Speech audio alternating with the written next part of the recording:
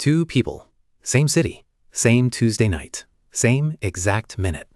Picture this. It's 9:47 p.m. A woman named Priya is sitting on the edge of her couch, phone glowing against her face, thumb hovering. On her screen, a countdown clock, 4 minutes and 11 seconds. Below it, a price that has climbed twice in the last 90 seconds, and a little banner in cheerful red letters, only 3 left at this rate. Her heart is going, actually going. You can almost hear it.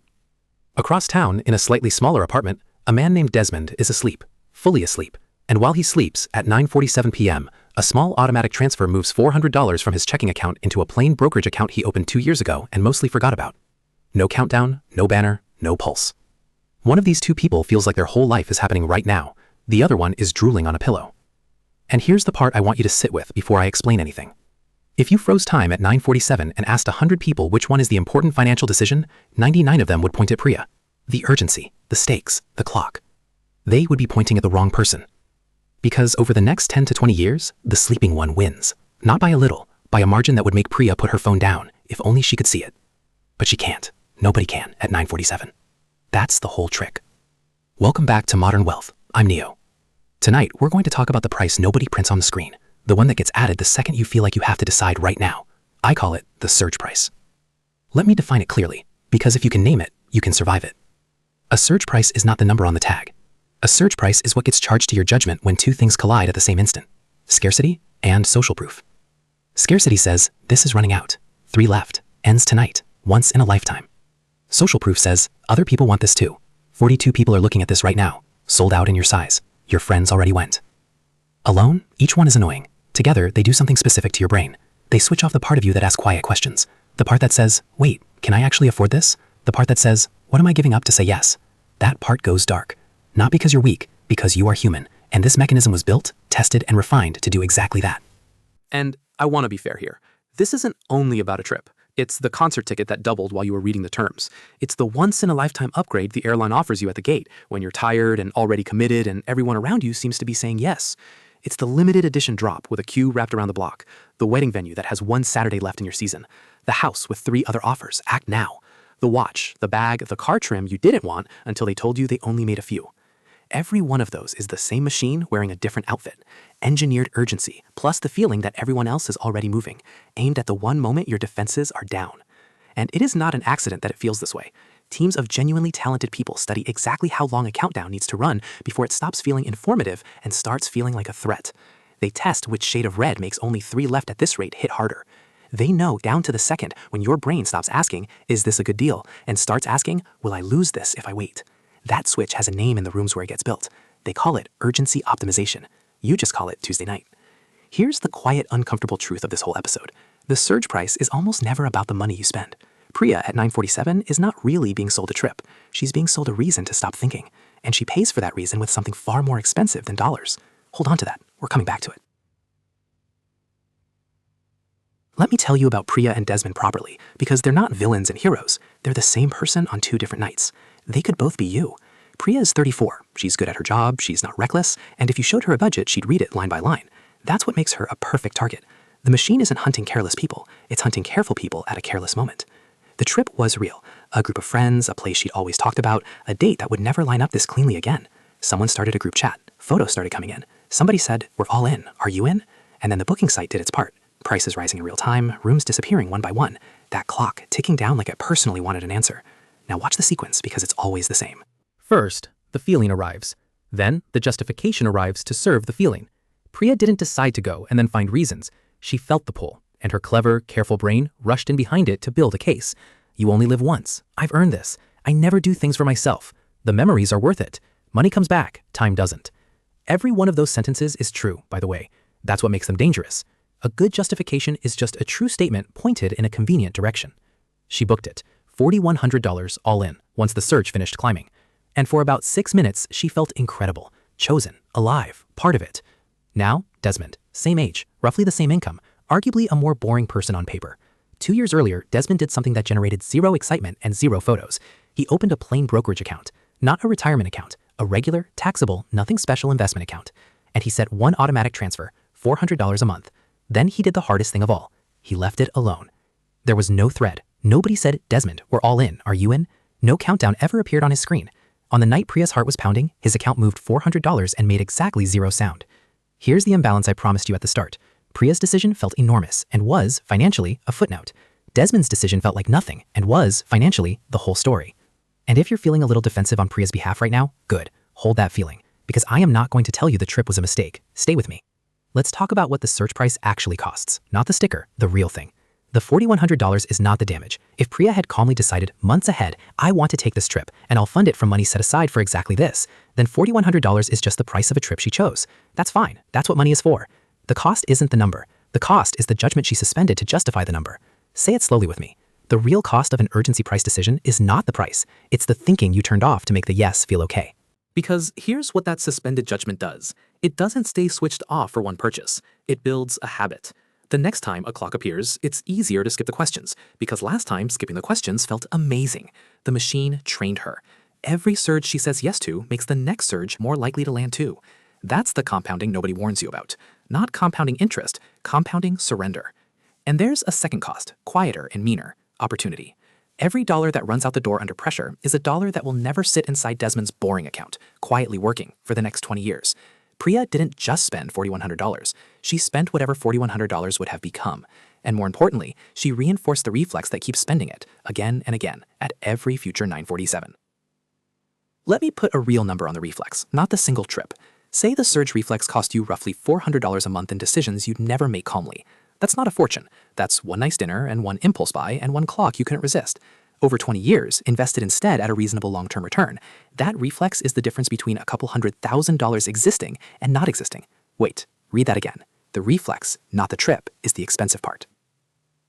So no, the problem was never Priya's trip. The problem is the machine that decides which night she gets to think and which night she doesn't. And the answer to that machine is not more willpower. You will lose a willpower fight against a system designed by teams of very smart, very well-paid people to beat your willpower on purpose. The answer is to make the important decisions on a night when no clock exists. Which brings us to the quiet path, the off-peak one. Everything we've talked about happens at peak. Peak urgency, peak emotion, peak pressure. The surge exists because you're deciding at the worst possible moment, on purpose, by design. So the whole counter strategy is one idea.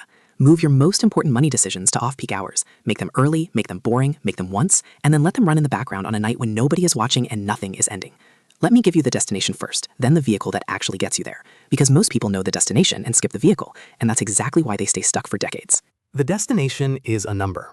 There's a well-known guideline in this world, and I'll give it to you plainly, not as advice, just as a map.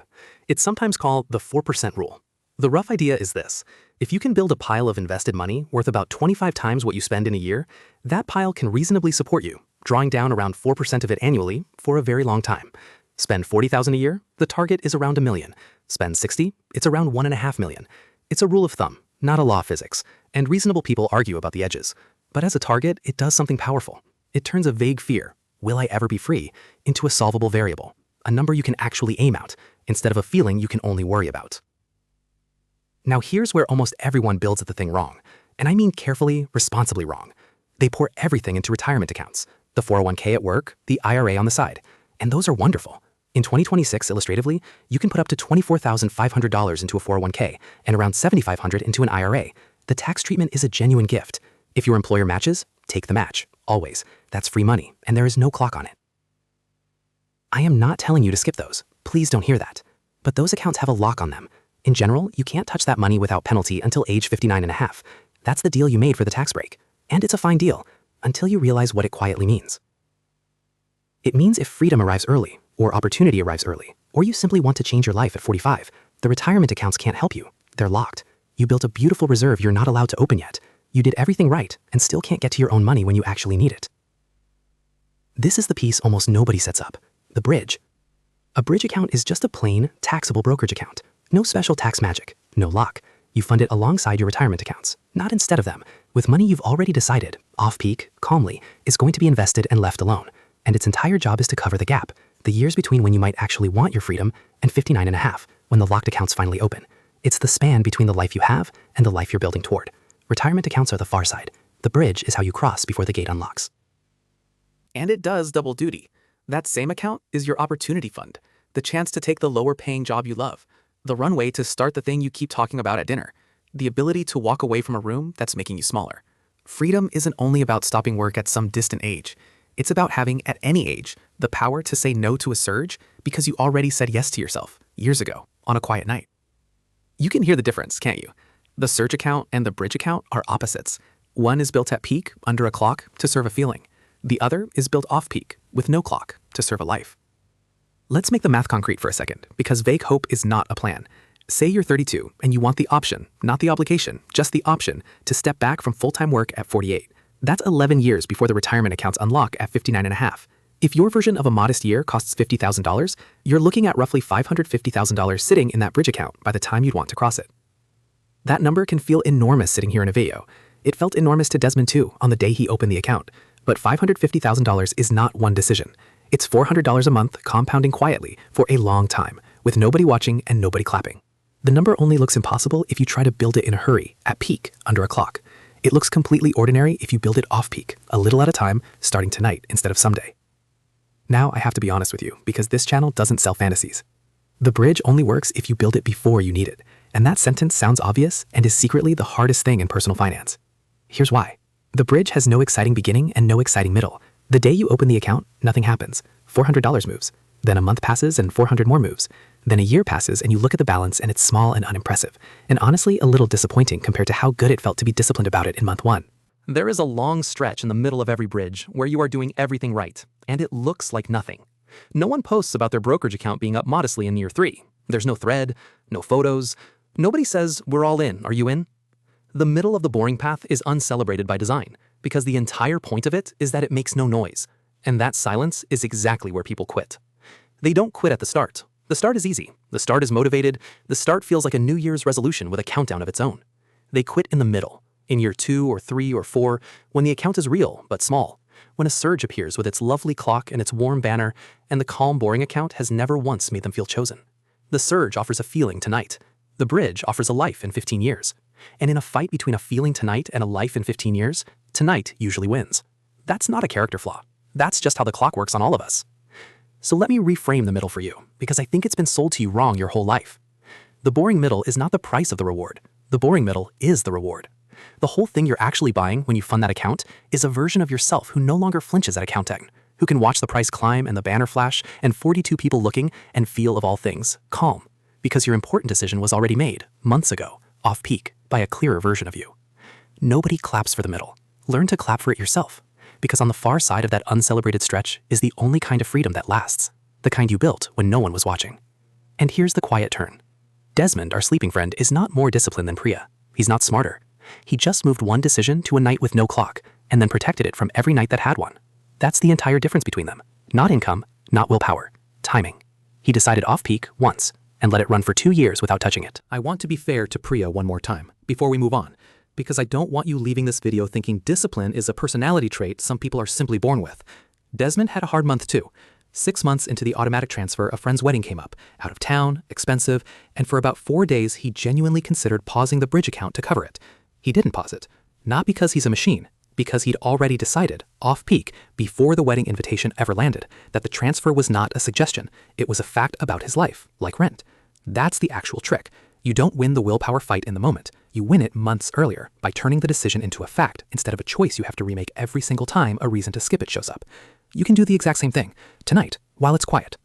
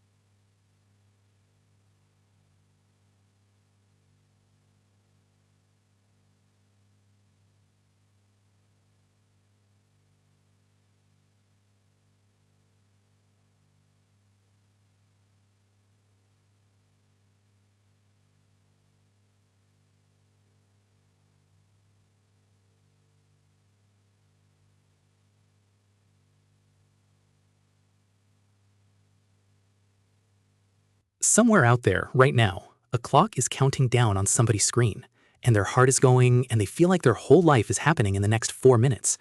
And it isn't. The life is being decided somewhere much quieter, in a plain account, funded early, protected through a boring middle nobody photographs, by a person calm enough to build a bridge before they needed to cross it. Be that person. Make the big decisions off-peak, on the nights with no clock. Fund the bridge before the gate opens. Clap for your own boring middle, because no one else will, and it's the best thing you'll ever build. And the next time a countdown finds you, take a breath and ask the one question. The clock was never your enemy. Losing the ability to think while it runs, that's the only thing that ever really costs you. I'm Neo. This has been Modern Wealth. Decide quiet, decide early, and I'll see you next time.